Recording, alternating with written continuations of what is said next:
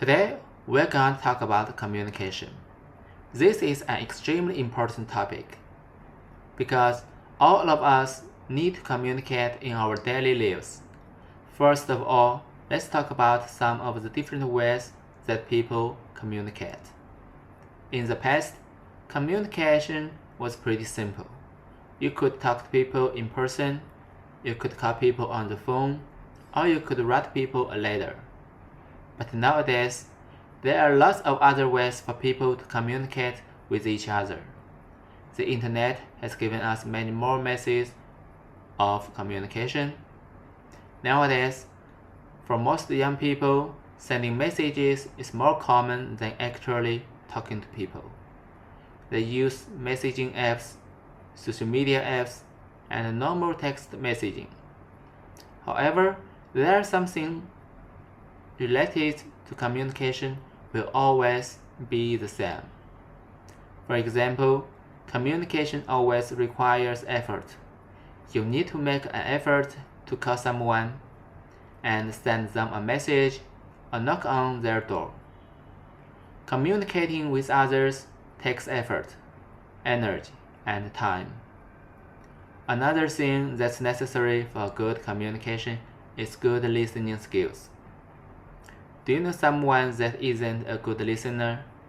This person probably isn't a fun person to talk to. When someone only talks about themselves and they don't ask you questions, this can be annoying or boring.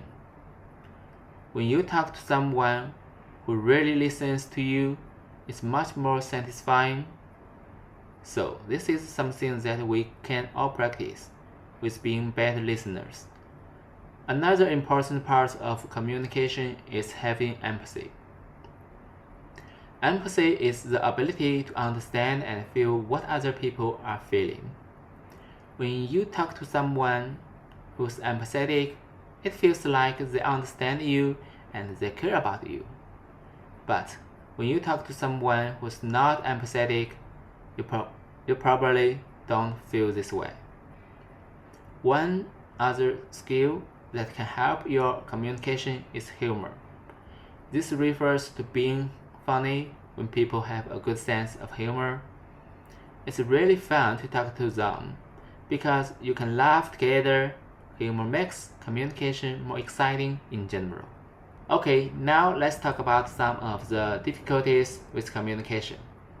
One of the hardest situations is when you are talking to someone who speaks a different language.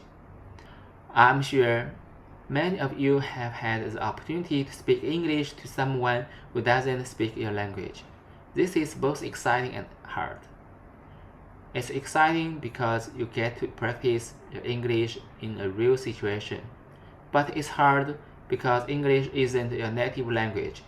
You can express yourself how you express yourself in your language. Of course, this is why we are learning English, so that you can speak to people from other countries more effectively. Another thing that can be difficult is if you are a shy person.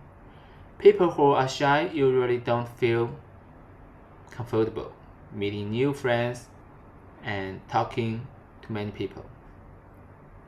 I used to be shy when I was a kid, but I think people can become less shy if they practice. If you force yourself to speak to people often, it will start to become more normal for you. You will feel a little less uncomfortable after a while. One last difficulty that people have is public speaking. Most people don't like speaking in front of a large audience. It doesn't feel good when everyone is watching you.